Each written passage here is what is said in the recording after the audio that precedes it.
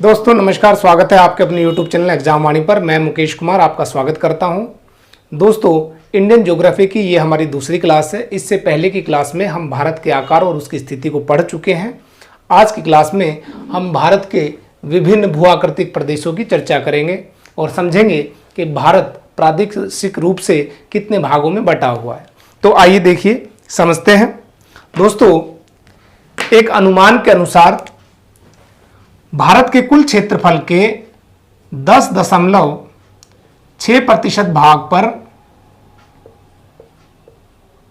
पर्वत है, जबकि 18.5% भाग पर अन्य पहाड़ी क्षेत्र है, जबकि 27.7% भाग पर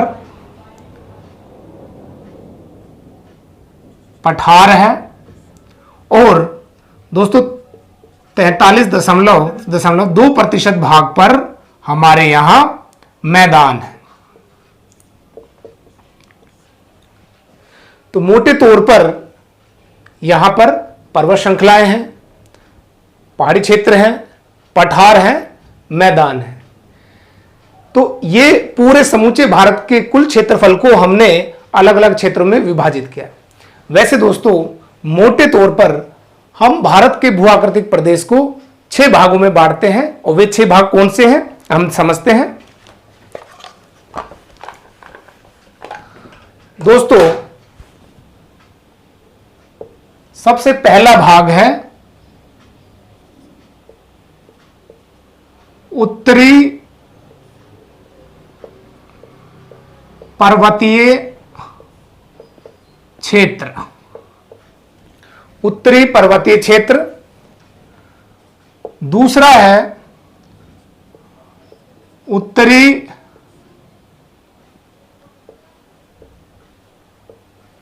जलोढ़ मैदान। तीसरा है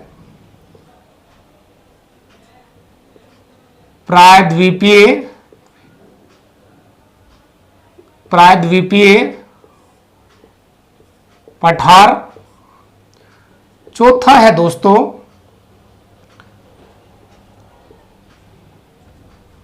तटीय मैदान। पांचवा है पश्चिमी मरुस्थल, जबकि छठा है हमारे द्वीप समूह। ये द्वीप समूह दोस्तों बंगाल की खाड़ी में अंडमान निकोबार द्वीप समूह के रूप में, जबकि अरब सागर में ये लक्षद्वीप के रूप में समाहित है, वहां पर शामिल है ये। अब देखिए, इनको हम भारत के नक्शे पर समझते हैं।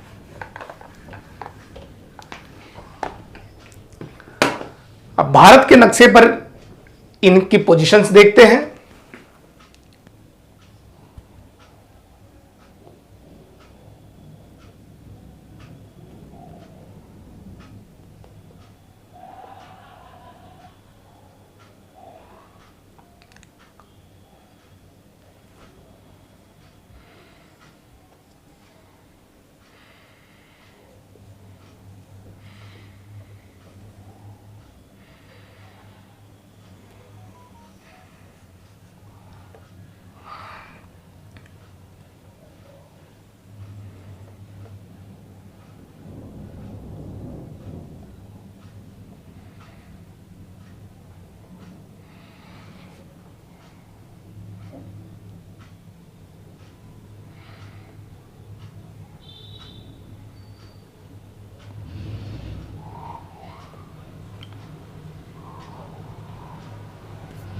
तो दोस्तों देखिए,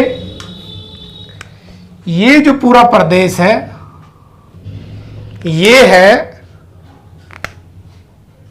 ये पूरे का जो पूरा प्रदेश है ये दोस्तों है हमारा उत्तरी पर्वतीय क्षेत्र, उत्तरी पर्वतीय क्षेत्र। अब इसके दक्षिण में देखिए दोस्तों,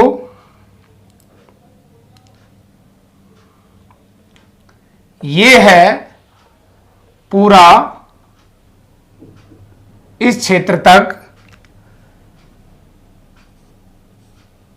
ये जो दोस्तों हम देख रहे हैं ये है उत्तरी मैदानी भाग, इसे कहते हैं उत्तरी जलोढ़ मैदान। इसके बाद यहां देखिए दोस्तों,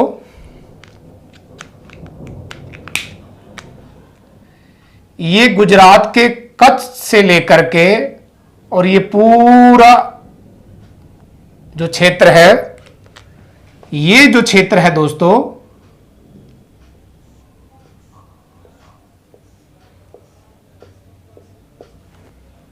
ये है हमारा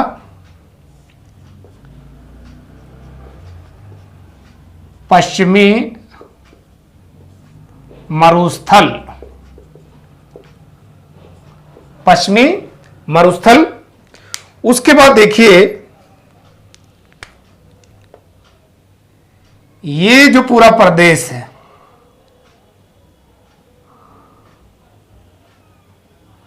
ये जो पूरा प्रदेश है, ये जो पूरा प्रदेश है दोस्तों,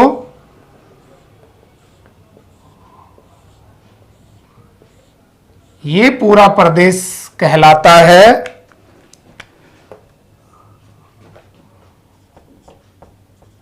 प्रायद्वीपीय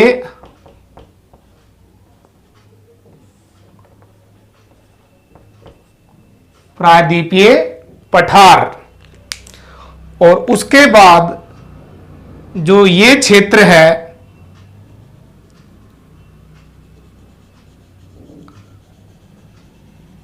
ये जो क्षेत्र है दोस्तों, इसे कहते हैं,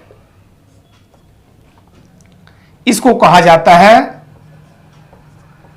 तटीय मैदान। ये है कोस्टल प्लेन्स यानी तटीय मैदान। Northern mountain region, northern alluvial plains, peninsular plateaus, coastal plains, और यहां वेस्ट में पश्चिमी मरुस्थल यानी वेस्टर्न डेजर्ट। इसके अलावा दोस्तों यहां इस क्षेत्र में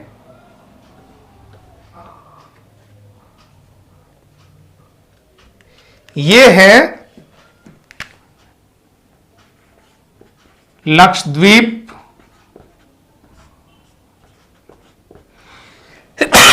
सॉरी, ये है लक्षद्वीप द्वीप समूह,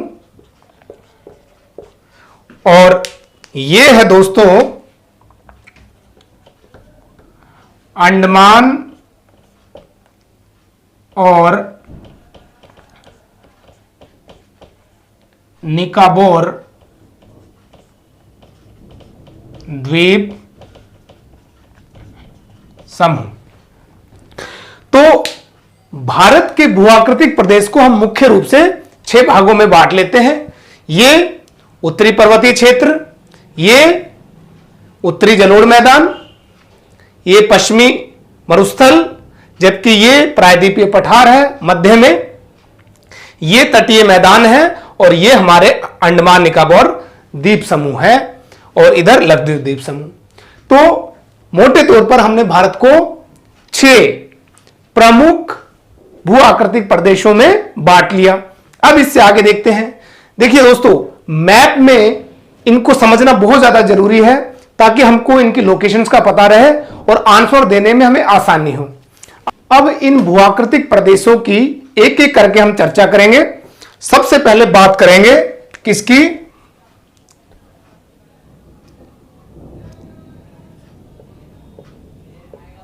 उत्तरी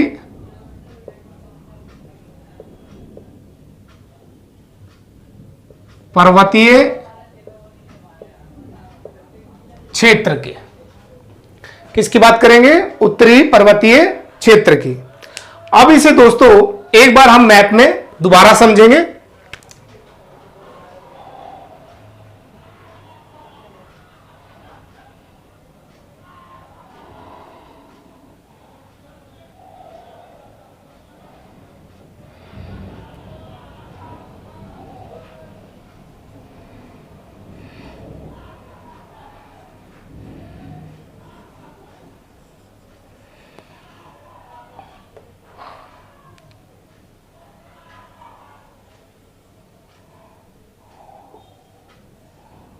एक बार हम इसे नक्शे के दोबारा समझेंगे।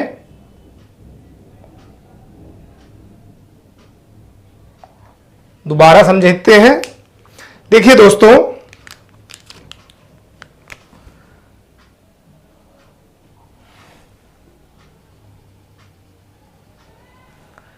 ये जो क्षेत्र है, यहां कई पर्वत श्रेणियां आकर के आपस में मर्ज हो रही है।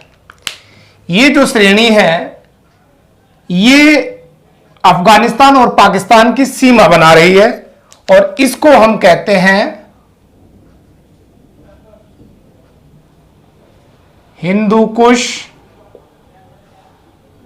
पर्वत। तो हिंदू कुश पर्वत जो है वो भारत नहीं, पाकिस्तान और अफगानिस्तान की सीमा बना रही है। ये है दोस्तों कुनलून पर्वत।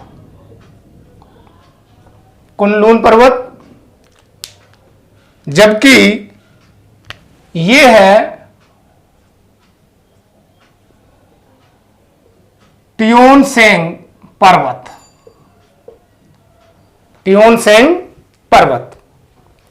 ये पर्वत दोस्तों आकर के इस क्षेत्र में आपस में मर्ज हो रहे हैं। तो इसे हम कहते हैं, इसे कहा जाता है पामीर की गांठ, यानी पामीर नोट। इसे हम पामीर नोट कहते हैं। इसी का एक्सटेंशन भारत में यहां काराकोरम, लद्दाख और जास्कर श्रेणियों के रूप में, ये लद्दाख श्रेणी आगे कैलाश श्रेणी के रूप में जानी जाती है। तो इसी पर्वतीय क्षेत्र का एक्सटेंशन हमें भारत के जम्मू कश्मीर राज्य में काराकोरम, लद्दाख और जास्कर श्रेणी के रूप में देखने को मिलता है। इसके बाद आगे बात करें तो फिर यहां है हमारा वृद्ध हिमालय, या हम कहें जो ग्रेट हिमालय है यानी हिमाद्री, वो ये क्षेत्र है। उसके बाद यहां से कुछ रेंजेस हैं, जैसे Pir Panjal range, Dhauladhar range, Nagtibba range, Mahabharat range, और ये इसी प्रकार आगे चली जाती है। इसको हम सम्मिलित रूप से लघु हिमालय, निम्न हिमालय, मध्य हिमालय या हम हिमाचल हिमालय कहते हैं। इसके बाद इसके दक्षिण में पाकिस्तान से आती हुई ये एक पर्वतीय श्रृंखला है जो कहलाती है भार्य हिमालय या शिवालिक हिमालय। तो इस हिमालय क्षेत्र की चर्चा अब हम करेंगे।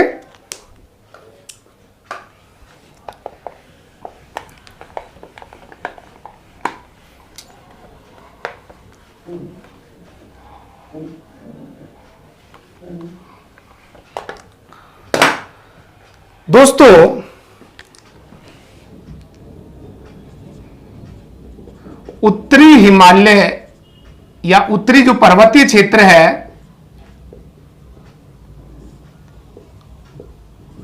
उत्तरी पर्वतीय क्षेत्र को हम निम्नलिखित भागों में बांटते हैं। सबसे ऊपर है ट्रांस या पार हिमालय, ट्रांस या पार हिमालय। फिर हिमालय, और हिमालय की जो पूर्वी जो पहाड़ियां हैं उन्हें हम पूर्वांचल के रूप में जानते हैं।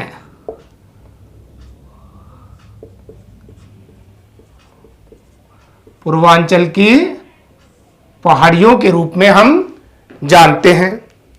इसके बाद देखिए, ये ट्रांस हिमालय भी अलग अलग श्रेणियों में विभाजित है। कौन कौन सी? देखिए,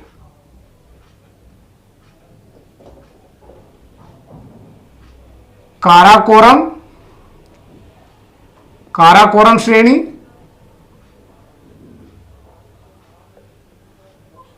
फिर है लद्दाख श्रेणी,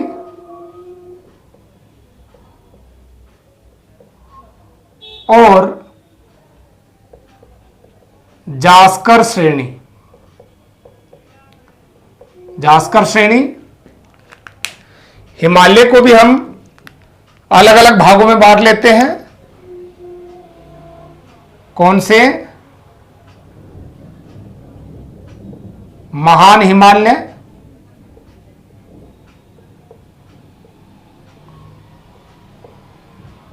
वृद्ध हिमालय,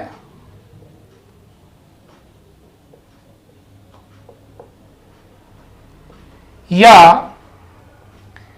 इनको हिमाद्री भी कहते हैं, क्योंकि वर्ष भर ये बर्फ से ढके रहते हैं।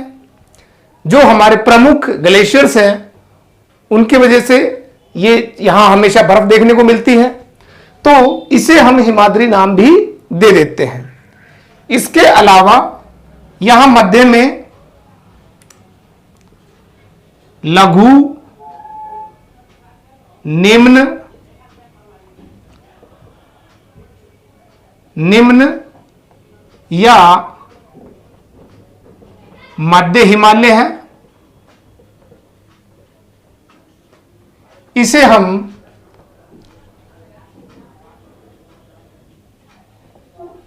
हिमाचल हिमालय भी कहते हैं।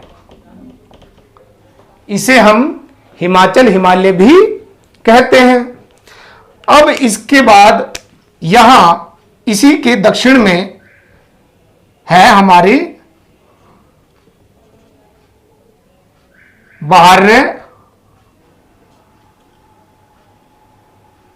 भारतीय हिमालय, या जिसे हम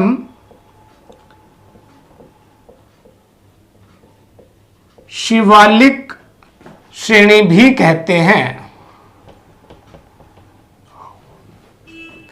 इसके बाद पूर्वांचल की पहाड़ियों को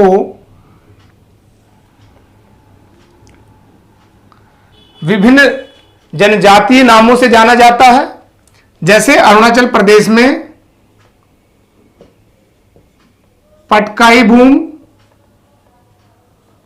भूम पहाड़ी,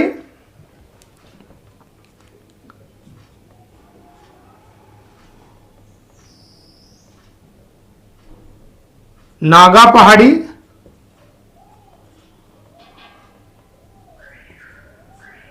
और मीजो पहाड़ी। मीजो पहाड़ी। तो ये उत्तरी पर्वतीय क्षेत्र का हमने देखा कि उत्तरी पर्वतीय क्षेत्र ट्रांस हिमालय, हिमालय और पूर्वांचल की पहाड़ी में विभाजित है और इनके भी अलग अलग श्रेणियां हैं। तो आप इसका एक स्क्रीनशॉट ले लें और फिर हम आगे बढ़ते हैं।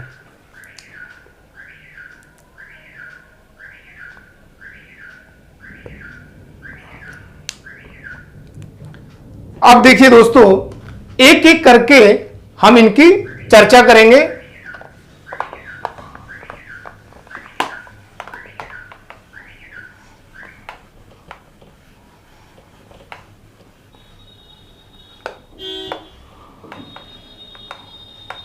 सबसे पहले बात करेंगे ट्रांस हिमालय की,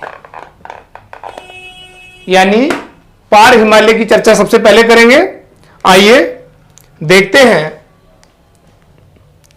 ट्रांस हिमालय में जो सबसे पहली श्रेणी है वो है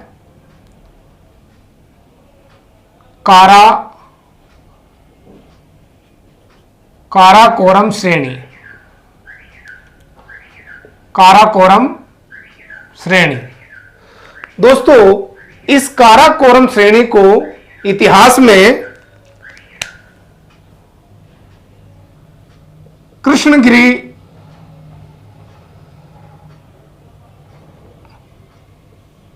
पर्वत भी कहते थे। इस काराकोरम श्रेणी को ही कृष्णगिरी पर्वत भी कहते हैं। दोस्तों, काराकोरम श्रेणी में ही भारत की सबसे ऊंची चोटी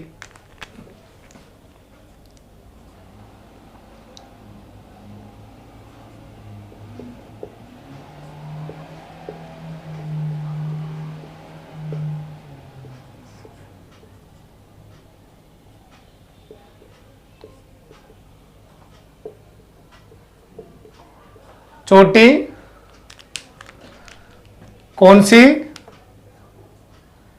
K2 यानी गार्डविन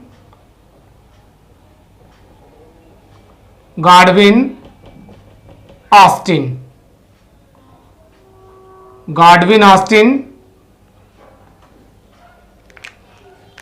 इसी श्रृंखला में है और जिसकी हाइट इसकी ऊंचाई कितनी है? इसकी ऊंचाई है 8611 मीटर। यह भारत की सबसे ऊंची चोटी है, परंतु वर्तमान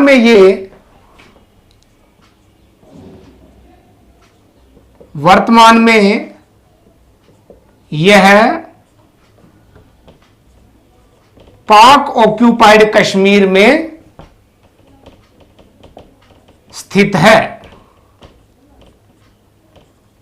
पाक ऑक्यूपाइड कश्मीर में स्थित है। यह भारत की सबसे ऊंची चोटी है, लेकिन यह पाकिस्तान ऑक्यूपाइड कश्मीर में स्थित है। इसके बाद देखिए, काराकोरम श्रेणी में ही कुछ प्रमुख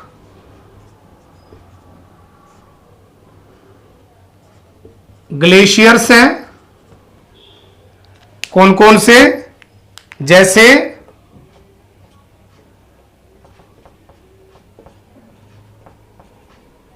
सियाचिन ग्लेशियर,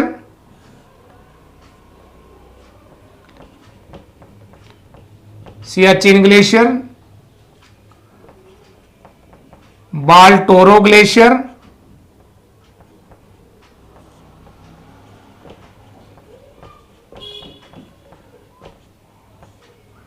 इसके अलावा साल्टोरो ग्लेशियर,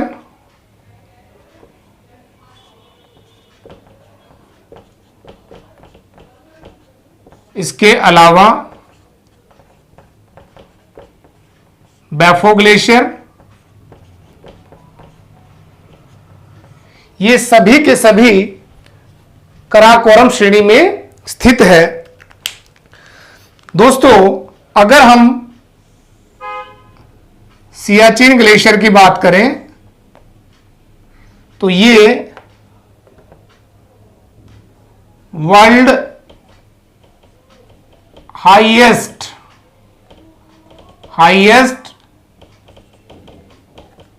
बैटल ग्राउंड भी कहलाता है। यानी विश्व का सबसे ऊंचा युद्ध का मैदान सियाचिन को कहते हैं। दोस्तों,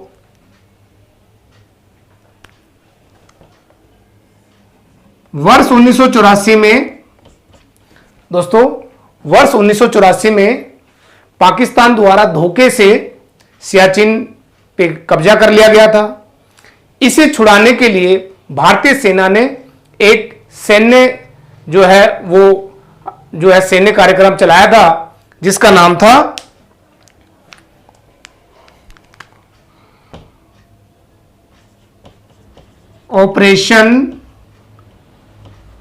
ऑपरेशन मेघदूत।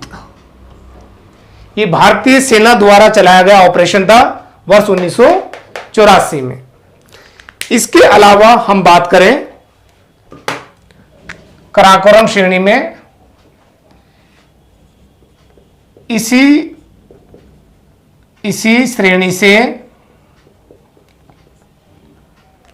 श्रेणी से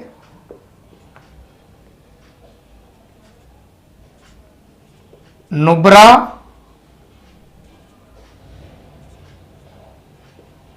हुंजा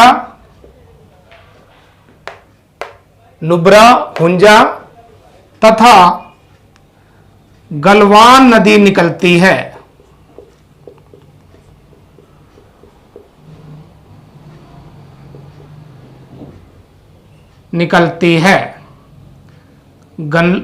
इसी श्रेणी से नुब्रा, हुंजा तथा गलवान नदी निकलती है। कहां से? कराकोरम श्रेणी से, जिसका प्राचीन नाम क्या है? कृष्णगिरी पर्वत। बड़ा इंपॉर्टेंट है, परीक्षा में आपसे पूछ सकता है।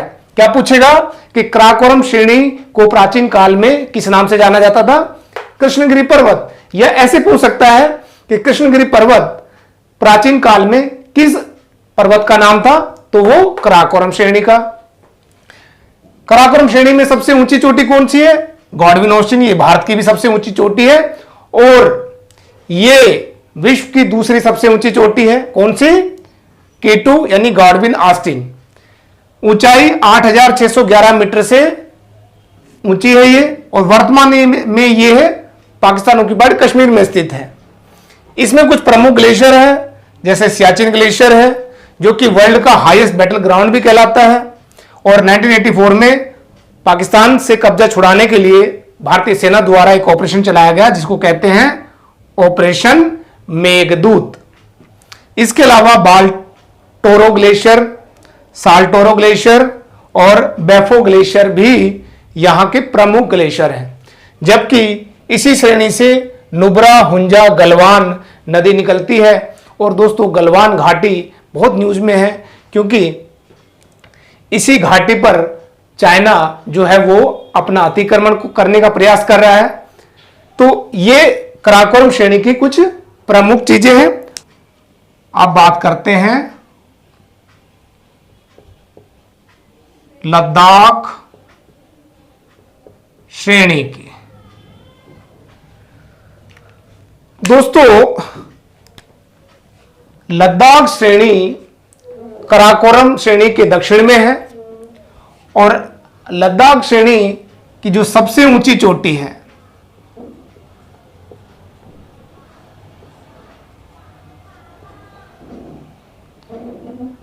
सबसे ऊंची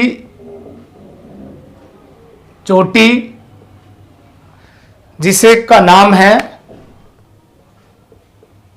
राकापोसी।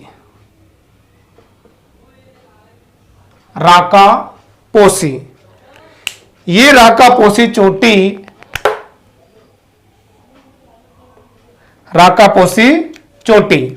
ये लद्दाख श्रेणी की सबसे ऊंची चोटी है, राकापोसी चोटी।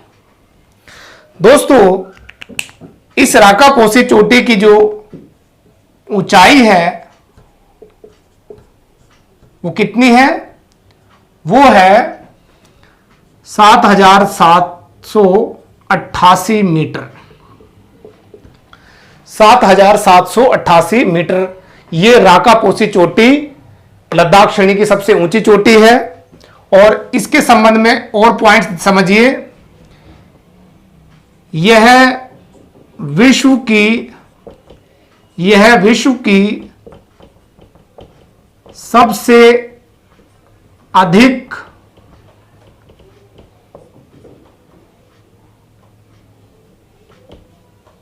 तीव्र ढाल वाली चोटी है।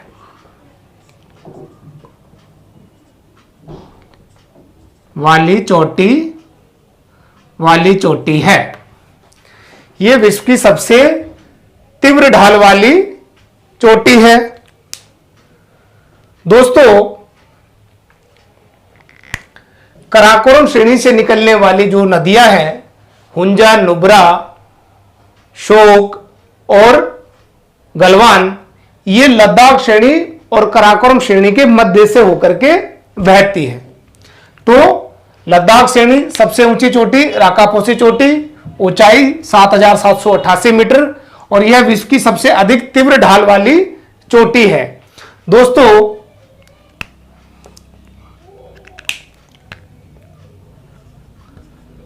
कराकोरम तथा लद्दाख के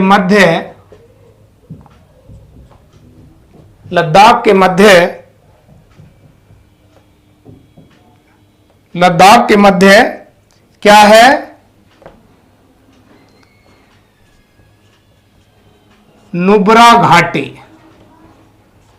क्या है? नुब्रा घाटी। और यही क्वेश्चन HCS 2021 में पूछा गया है। यही नुब्रा घाटी को HCS में 2021 में पूछा गया है। अब देखिए दोस्तों, हम आगे बात करें।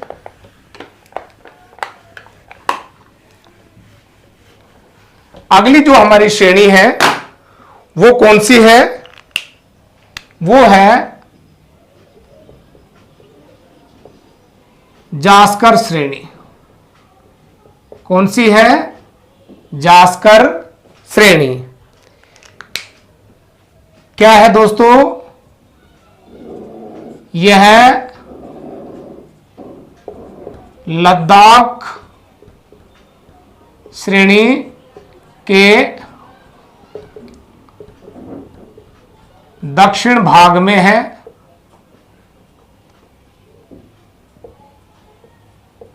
दक्षिण भाग में है। इसके अलावा देखिए दोस्तों,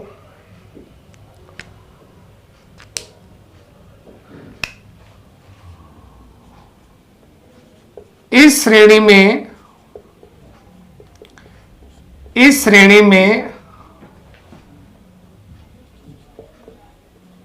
शेषनाग तथा बैरीनाग झील स्थित है।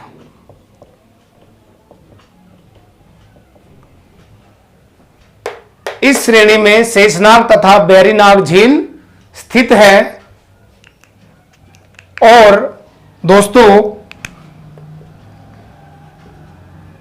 इसी श्रेणी के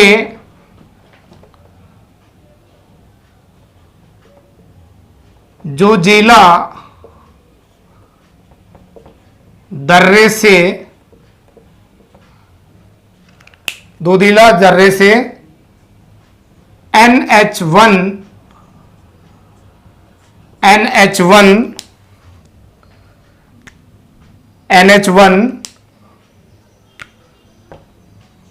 उरी को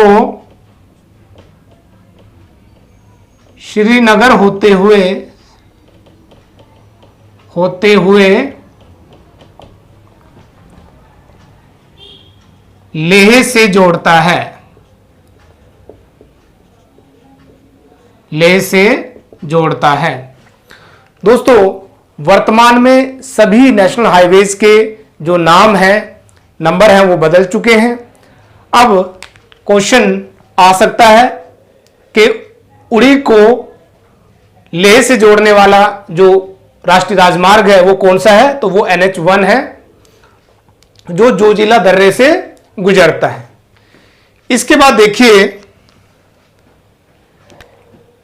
इस शेषनाग झील से, देखिए दोस्तों, इस शेषनाग झील से एक नदी निकलती है जिसका नाम है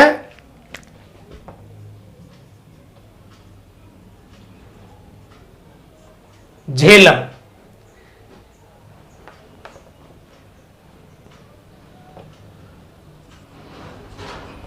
झेलम, इस शेषनाग से एक नदी निकलती है, झेलम नदी, जिसका प्राचीन नाम क्या है, वितिस्ता। ये नदी दोस्तों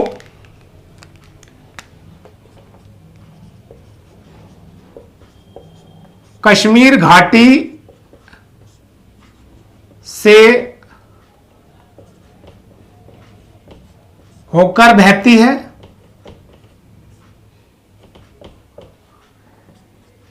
यह वूलर झील का निर्माण करती है, निर्माण करती है। और इसके अलावा देखिए दोस्तों, जो वूलर है ये भारत की मीठे पानी की सबसे बड़ी झील है। वूलर झील भारत में मीठे पानी की सबसे बड़ी झील है और इसका निर्माण झेलम नदी से होता है, जिसका प्राचीन नाम वितिस्ता है, और ये शेषनाग झील से निकलती है। ये बड़ा इंपॉर्टेंट है। इसके अलावा दोस्तों, ये झेलम नदी, ये झेलम नदी कश्मीर घाटी में, कश्मीर घाटी में, कश्मीर घाटी में जो है वो नदी विसर्प का निर्माण करती है। नदी विसर्प का निर्माण करती है।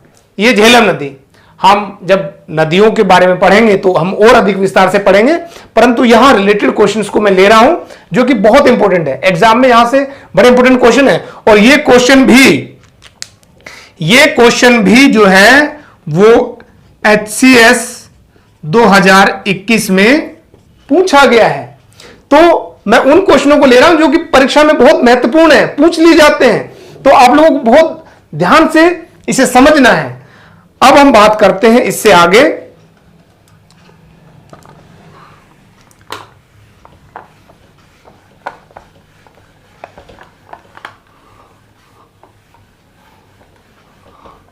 तो देखिए दोस्तों, यहां देखते हैं,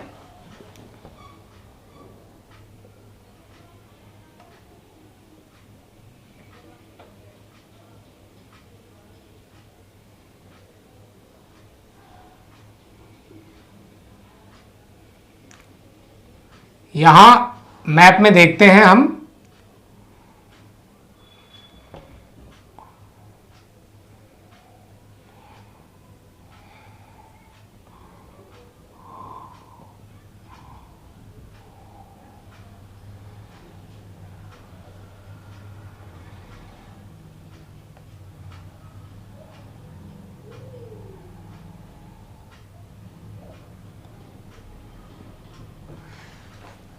दोस्तों भारत के नक्शे में हम यहां देखते हैं, हमने कौन कौन सा पढ़ लिया है। हमने ये पढ़ लिया है क्या,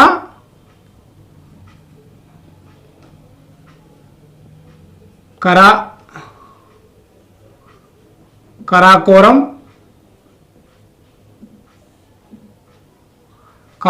हमने पढ़ लिया है।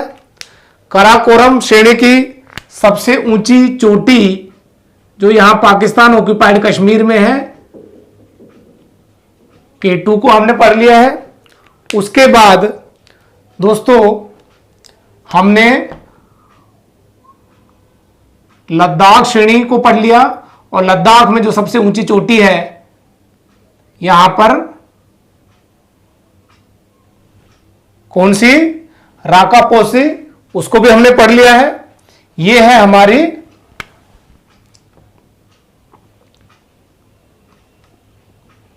राकापोसी,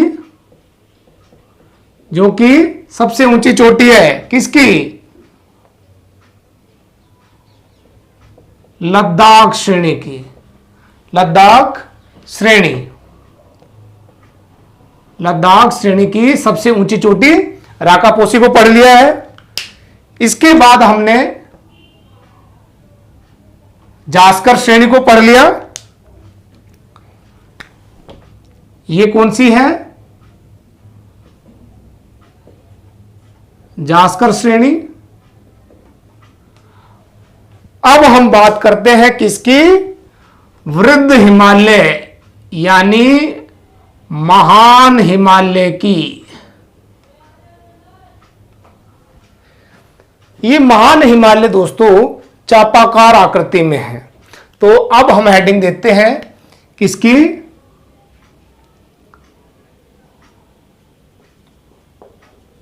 महान या वृद्ध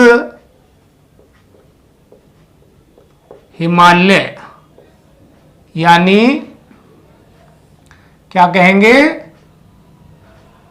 इसको, हम कहेंगे ग्रेट हिमालय, या हम इसको हिमाद्री भी कहते हैं, हिमाद्री भी कहते हैं। अब देखिए दोस्तों, सबसे पहली बात यह है चापाकार आकृति में है,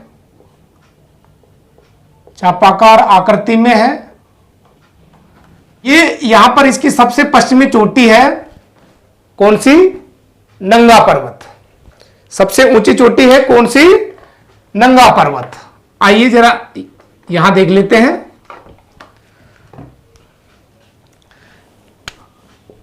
ये है नंगा पर्वत। ये महान हिमालय यानी ग्रेट हिमालय, जिसे हिमाद्री भी कहते हैं, उसकी सबसे पश्चिमी चोटी है। उसके बाद ये हिमालय आगे पाकिस्तान की तरफ जो है वो दक्षिण पश्चिम दिशा में मुड़ता है और दो अलग श्रेणी के रूप में जाना जाता है। एक श्रेणी है सुलेमान श्रेणी, सुलेमान श्रेणी, और दूसरी है किर्थर श्रेणी।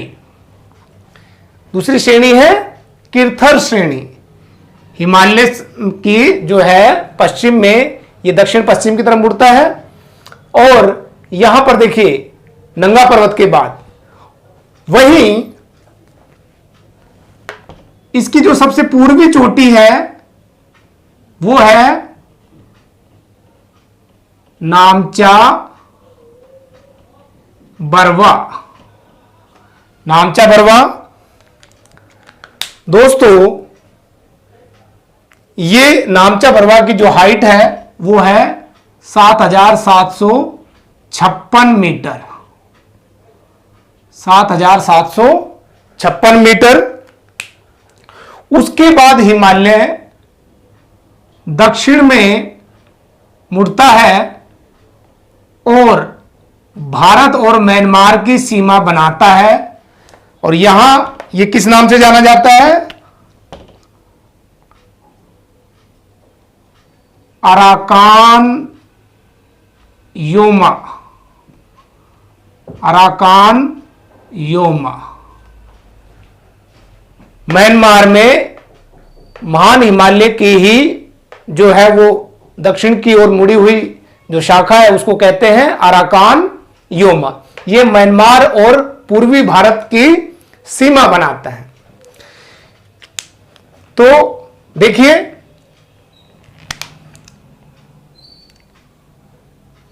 इसकी सबसे पश्चिमी चोटी कौन सी है? अभी हमने देखा नंगा पर्वत। और नंगा पर्वत की जो हाइट है वो कितनी है? 8126 मीटर। 8126 मीटर।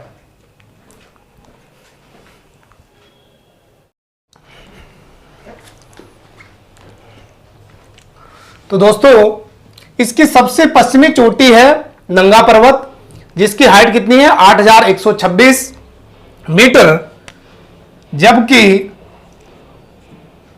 जबकि सबसे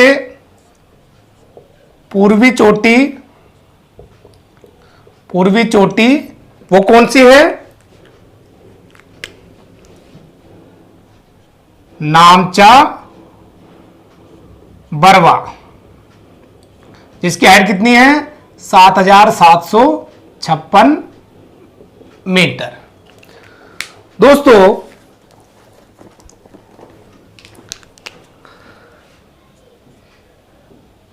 यहां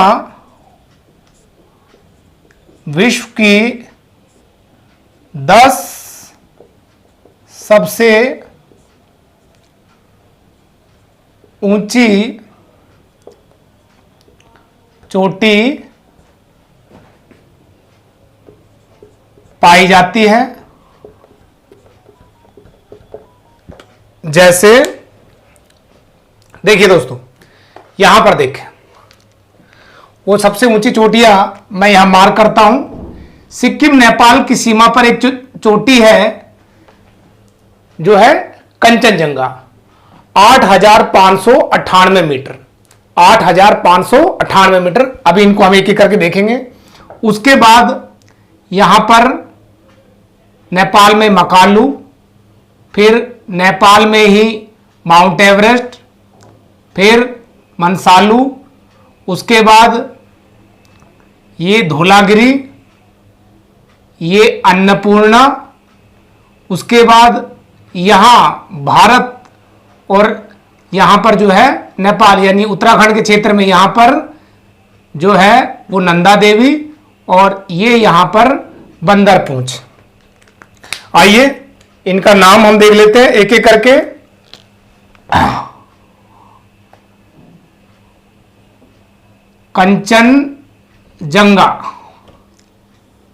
कंचनजंगा हाइट कितनी है? 8598 मीटर। 8598 मीटर किसकी? कंचनजंगा की। उसके बाद ये कौन सा है? मकालू। उसके बाद ये कौन सा है? माउंट एवरेस्ट, दुनिया की सबसे ऊंची चोटी माउंट एवरेस्ट। हाइट कितनी है इसकी? 8848 मीटर। उसके बाद ये मनसालू, फिर उसके बाद ये धौलागिरी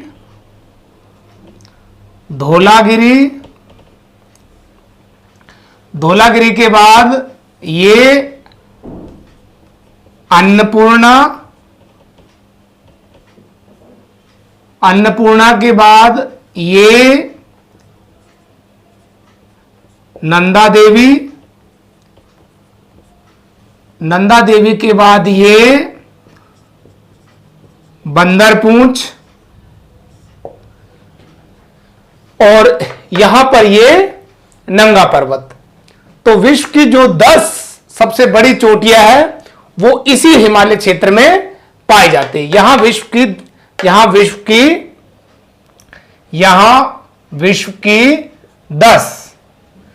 की 10 सबसे ऊंची चोटी पाई जाती है।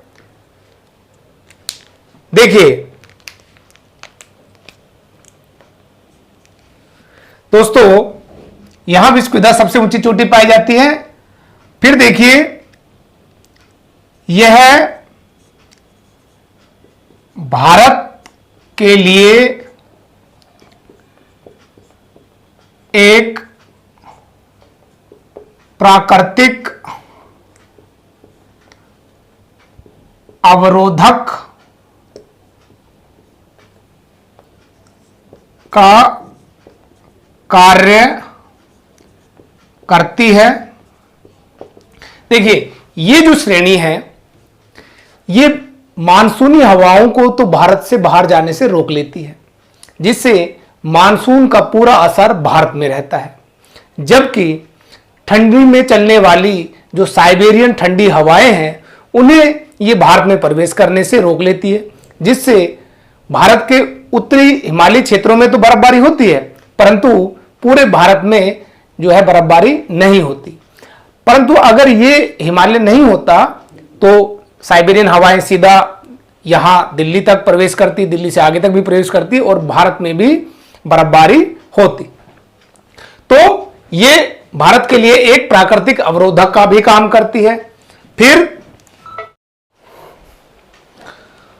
दोस्तों, यह एक निरंतर श्रेणी है, यानी एक कॉन्टिन्यूअस रेंज है, लगातार ये एक कॉन्टिन्यूअस रेंज है। इसके बाद दोस्तों, महान हिमालय में एक पॉइंट और ऐड कर लीजिए। महान हिमालय क्षेत्र में आग्नेय चट्टानें पाई जाती है, आग्नेय चट्टानें पाई जाती है। इसके बाद देखिए, अब हम बात कर रहे हैं किसकी,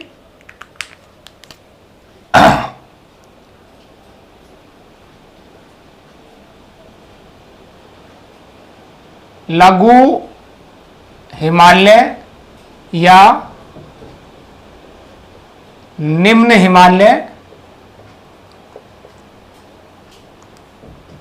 या हम बात कर रहे हैं किसकी, हिमाचल हिमालय की। अब हम बात कर रहे हैं इसकी। दोस्तों, यह निरंतर श्रेणी नहीं है, यह बीच बीच से कटी हुई है। जैसे प्रमुख रूप से ये जानी जाती है पीर पंजाल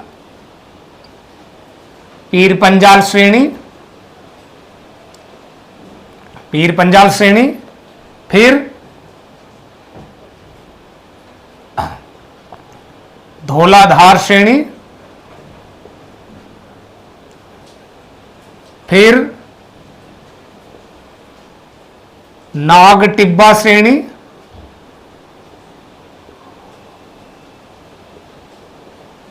फिर महाभारत श्रेणी,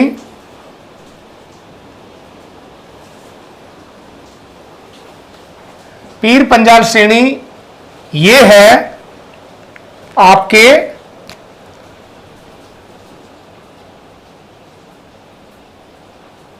जम्मू कश्मीर में।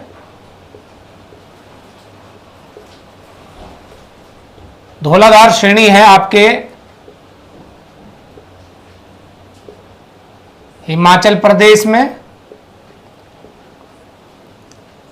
नाग टिब्बा आपके उत्तराखंड में है, जबकि महाभारत श्रेणी नेपाल में आती है।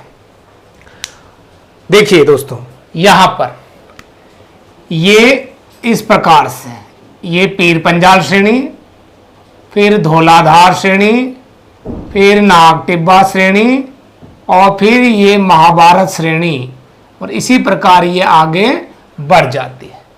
तो ये बीच से कटी फटी है, मतलब ये निरंतर नहीं है। जैसे हिमालय पूरा निरंतर पहाड़ी क्षेत्र है, तो ये महान हिमालय की तरह निरंतर श्रेणी नहीं है।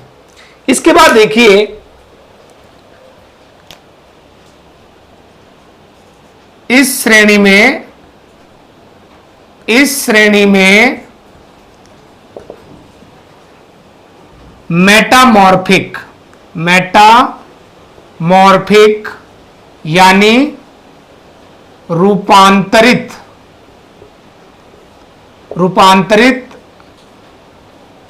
चट्टाने, मेटामॉर्फिक रॉक्स यानी चट्टाने पाई जाती हैं। यहां पर मेटामॉर्फिक यानी रूपांतरित चट्टाने पाई जाती है। और देखिए दोस्तों, इसकी जो एवरेज हाइट है,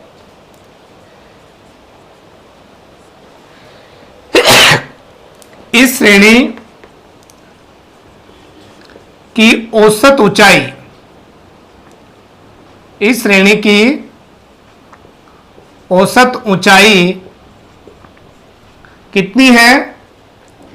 लगभग 3500 से 4700 मीटर, इतनी इसकी ऊंचाई है। देखिए, प्रमुख हिल स्टेशन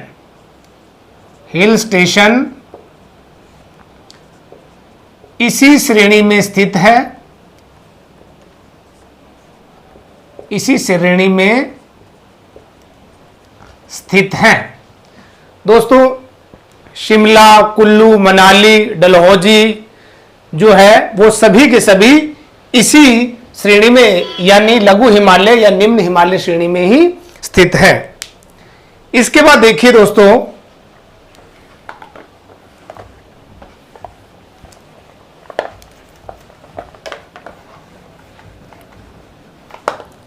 देखिए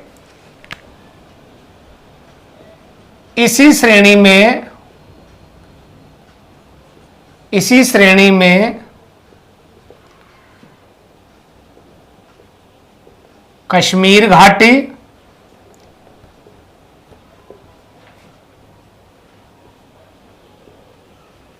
कुल्लू घाटी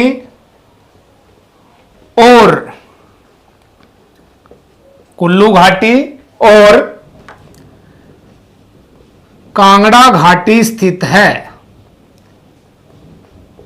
कांगड़ा घाटी स्थित है। देखिए, कश्मीर घाटी, कुल्लू घाटी और कांगड़ा घाटी। कश्मीर घाटी जो है वो पीर पंजाल श्रेणी में, कुल्लू घाटी और कांगड़ा घाटी ये आपके धौलाधार श्रेणी में अवस्थित है। तो ये बड़ा महत्वपूर्ण है, यहां से क्वेश्चन आ जाएगा एग्जाम में। इसके बाद देखिए, जो हमारी लास्ट है यानी शिवालिक श्रेणी।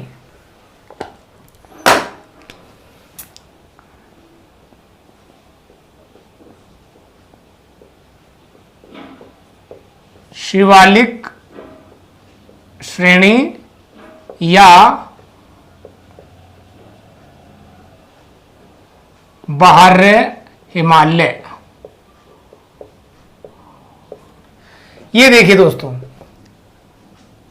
यहां पाकिस्तान से होते हुए ये है हमारी शिवालिक श्रेणी। देखिए, औसत ऊंचाई कितनी है? लगभग 2000 मीटर से लगभग 3500 मीटर। यह है इसकी औसत ऊंचाई। दूसरी बात है दोस्तों, यहां अवसादी चट्टानें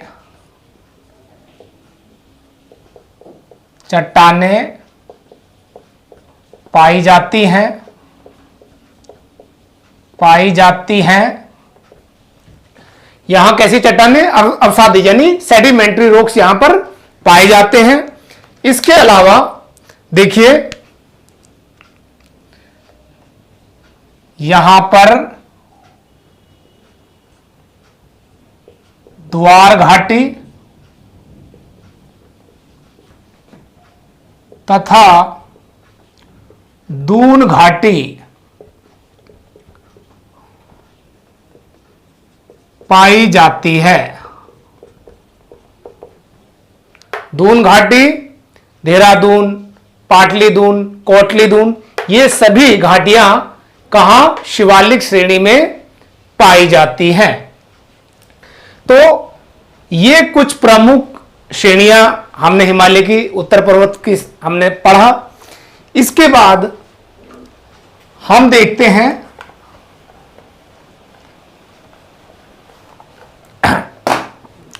अब देखिए दोस्तों, हमने इन सभी श्रेणियों को पढ़ा। इस श्रेणियों को पढ़ने से हमें बहुत सारे क्वेश्चनों का अंदाजा हो गया कि कहां से हमारे क्वेश्चन बन सकते हैं। सबसे ऊपर कराकोरम श्रेणी, उसके बाद लद्दाख श्रेणी और ये जास्कर श्रेणी। दोस्तों, जम्मू कश्मीर राज्य को अब 2 केंद्र शासित प्रदेशों में विभाजित कर दिया गया है। एक है लद्दाख, जिसकी राजधानी है लेह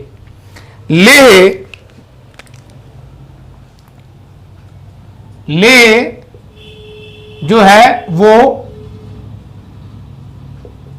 लद्दाख की राजधानी है, ठीक है। और भारत में यह सबसे कम वर्षा का क्षेत्र है। कितना? लगभग 10 सेंटीमीटर। लेह जो है वो यह है लद्दाख और जास्कर श्रेणी के मध्य स्थित है। यह लद्दाख और जास्कर श्रेणी के मध्य स्थित है। तो दोस्तों, आपने याद रखना है, सबसे ऊपर कराकोरम की सबसे ऊंची चोटी K2 यानी गॉडविन ऑस्टिन, हाइट भी इसकी मैंने बताई 8611 मीटर। ये पाकिस्तान ऑक्यूपाइड कश्मीर में है। उसके बाद लद्दाख की जो सबसे ऊंची चोटी है वो है राकापोसी, इसकी जो ऊंचाई है वो 7788 मीटर है। उसके बाद लद्दाख के नीचे जास्कर श्रेणी, और जास्कर श्रेणी से मैंने बताया कि बड़ी इंपॉर्टेंट, वहां से जो है नेशनल हाईवे नंबर 1 गुजर रहा है। और ये जो नेशनल हाईवे नंबर 1 है वो उड़ी को श्रीनगर होते हुए लेह से जोड़ता है। तो ये बड़ा इंपॉर्टेंट है। इसके बाद देखिए जो पीर पंजाल रेंज है,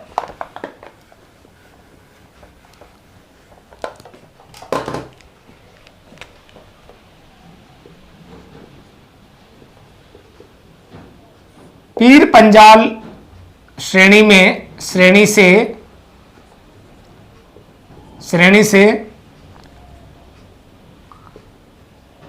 अटल सुरंग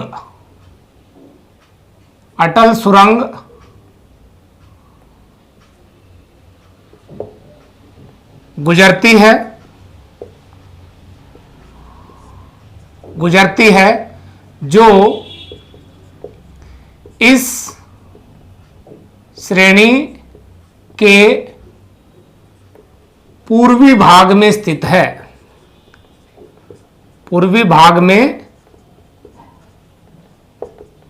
है। और दोस्तों ये HCS 2021 का पूछा हुआ क्वेश्चन है। ये बड़ा इंपॉर्टेंट है। ये HCS 2021 में जो परीक्षा हुई है, जो है 2021 में HCS की जो परीक्षा हुई है हरियाणा पब्लिक सर्विस कमीशन की, उसमें यह क्वेश्चन पूछा गया है कि जो अटल सुरंग है वो पीर पंजाल श्रेणी के किस भाग में है, तो पूर्वी भाग में है। कुछ और जो क्वेश्चन यहां से बनते हैं वो देख लेते हैं। दोस्तों एक स्थान है द्रास।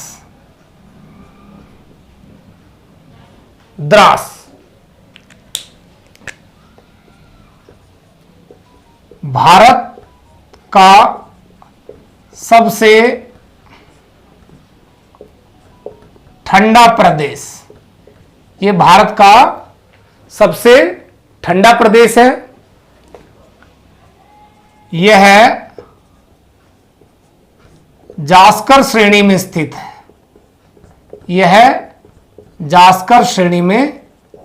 है। एक दूसरा बड़ा इंपॉर्टेंट क्वेश्चन, द्रास लगभग साल भर -29 डिग्री सेंटीग्रेड टेम्परेचर रहता है। कहां? जास श्रेणी में। कौन सा? द्रास। ये भारत का सबसे ठंडा प्रदेश है। इसके अलावा देखिए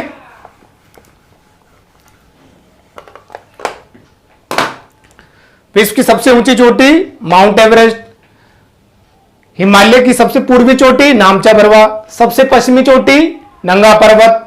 नंगा पर्वत की हाइट मैंने बताया आपको कितनी, 8126 मीटर। नामचा बरवा की कितनी, 7756 मीटर। तो ये जो है हमारे उत्तरी पर्वत श्रेणी है। इसके अलावा मैंने यहां बताया कि ये नामचा बरवा से ये पहाड़ी जो है वो कहां जाती है, ये जाती है म्यांमार होते हुए नीचे बंगाल की खाड़ी की ओर, और इसको यहां कहते हैं अराकान योमा, जो कि एक प्राकृतिक सीमा बनाती है किसके बीच में, पूर्वी भारत और म्यांमार के बीच में। तो ये एक बड़ा इंपॉर्टेंट क्वेश्चन है। और दोस्तों नामचा बरवा भारत में नहीं पड़ता है, ये पड़ता है कहां, तिब्बत में। जबकि नंगा पर्वत जो है ये भी पाकिस्तान ऑक्यूपाइड कश्मीर में पड़ता है, पाक ऑक्यूपाइड कश्मीर में पड़ता है। और यहां से दक्षिण पश्चिम में मुड़ते हुए जो है वो हिमालय सुलेमान और कीर्थर पहाड़ियों के रूप में पाकिस्तान में प्रवेश कर जाता है। दोस्तों हमने हिमालय का जो है वो भू आकृतिक विभाजन किया, जिसमें विभिन्न श्रेणियां थी, कराकोरम, लद्दाख, जास्कर, महान हिमालय, हिमाचल हिमालय, शिवालिक। इसके अलावा एक श्रेणी यहां पर लद्दाख का ही एक एक्सटेंट रूप है, जिसको हम कैलाश पर्वत श्रृंखला कहते हैं, जो कि तिब्बत में है। और यहां कैलाश मानसरोवर यात्रा के लिए भारत से हिंदू श्रद्धालु जो है वो सिक्किम और उत्तराखंड तथा जम्मू कश्मीर राज्य से होते हुए वहां पहुंचते हैं। अब हम हिमालय का प्रादेशिक विभाजन भी देखते हैं। यह प्रादेशिक विभाजन दोस्तों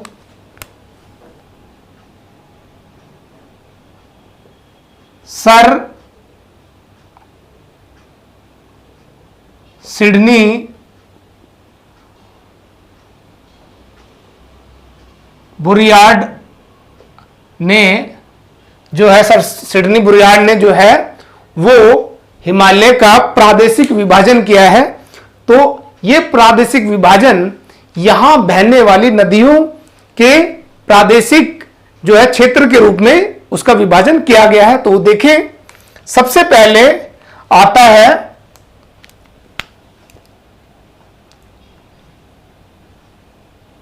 कश्मीर या पंजाब हिमालय। दोस्तों, कश्मीर या पंजाब हिमालय ये हमारा सिंधु तथा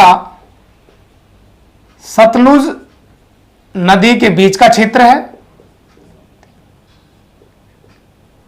के मध्य का क्षेत्र है। उसके बाद हमारा है कुमाऊं हिमालय, कुमाऊं हिमालय। दोस्तों, कुमाऊं हिमालय सतलुज तथा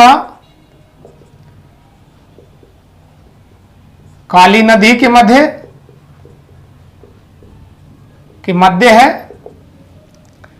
जबकि इसके आगे नेपाल हिमालय, नेपाल हिमालय जो हमारा काली तथा तीस्ता नदी के मध्य है, तीस्ता नदी के मध्य। इसके बाद दोस्तों असम हिमालय है, असम हिमालय है जो दोस्तों तीस्ता तथा दिहांग नदी के बीच में है, के मध्य। तो ये सर सिडनी बुरियार्ड द्वारा जो है वो हिमालय का प्रादेशिक विभाजन किया गया है। कश्मीर या पंजाब हिमालय सिंधु तथा सतलज नदी के मध्य, कुमाऊं हिमालय सतलुज तथा काली नदी के मध्य, नेपाल हिमालय काली और तीस्ता नदी के मध्य, जबकि असम हिमालय तीस्ता तथा दिहांग के मध्य स्थित है। अब दोस्तों, आप हिमालय या उत्तरी पर्वत श्रृंखलाओं से आने वाले सभी क्वेश्चनों का जवाब आसानी से दे पाएंगे। तो ये हमने भारत के भूआकृतिक प्रदेशों में सबसे पहले हमने उत्तरी पर्वत जो है श्रृंखलाओं को पढ़ा है। इसके बाद जो दूसरे भूआकृतिक प्रदेश हैं उनको हम अगली क्लास में डिस्कस करेंगे। तब तक के लिए नमस्कार। आप हमारे चैनल को यूं ही लाइक और सब्सक्राइब करते रहें तथा बेल आइकॉन का बटन दबाना ना भूलें ताकि हमारी लेटेस्ट वीडियो जल्द से जल्द आप तक पहुंचते रहे। धन्यवाद।